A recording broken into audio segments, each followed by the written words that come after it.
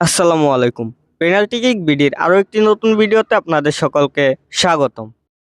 কানাডার শীর্ষ ফুটবল লিগের সিপিএল ক্লাব ক্যাভালরি এফসির সঙ্গে ৩ বছরের পথ চলা শেষ হওয়ার পর নতুন গন্তব্য খুঁজছেন বাংলাদেশ বংশোদ্ভূত মিডফিল্ডার সমিত সোম। জানা গেছে বর্তমানে ইংল্যান্ডে অবস্থান করছেন সমিত। নিজেকে ফিট রাখতে যুক্তরাজ্যের ন্যাশনাল লিগের দল স্কানথপ ইউনাইটেডের সঙ্গে অনুশীলন করছেন তিনি।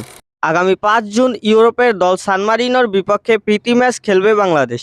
তার আগে আমেরিকার অঞ্চলের বাইরে নিজের নতুন সুযোগ খুঁজছেন সমিত সোম। খবর অনুযায়ী বর্তমানে ইংলিশ চ্যাম্পিয়নশিপ এবং লিগ ওয়ানে একাধিক ক্লাবের সঙ্গে আলোচনা চালিয়ে যাচ্ছেন বাংলাদেশের মিডফিল্ডার সমিত সোম। সম্প্রতি বাংলাদেশের হয়ে ভিয়েতনামের বিপক্ষে ফিফা প্রীতি ম্যাচ এবং সিঙ্গাপুরের বিপক্ষে এএফসি এশিয়ান কাপ বাছাইয়ের গ্রুপ পর্বে নিজেদের ম্যাচে অংশ নিয়েছেন।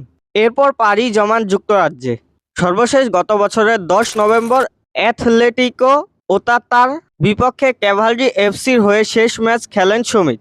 কানাডান প্রিমিয়ার লিগে ক্লাবটির মৌসুম শেষ ম্যাচটি হয়ে থাকলো তারও শেষ ম্যাচ। ২০২৩ সালের জানুয়ারিতে ক্যাভালরি এফসিতে যোগ দেন সমিত। এই ক্লাবের জার্সিতে খেলেছেন মোট ৭৯টি ম্যাচ। এই সময়ে ক্লাবের হয়ে তিনি সিপিএল, শিল্ড এবং নর্থ স্টার কাপ জয়ের গৌরবও অর্জন করেছেন।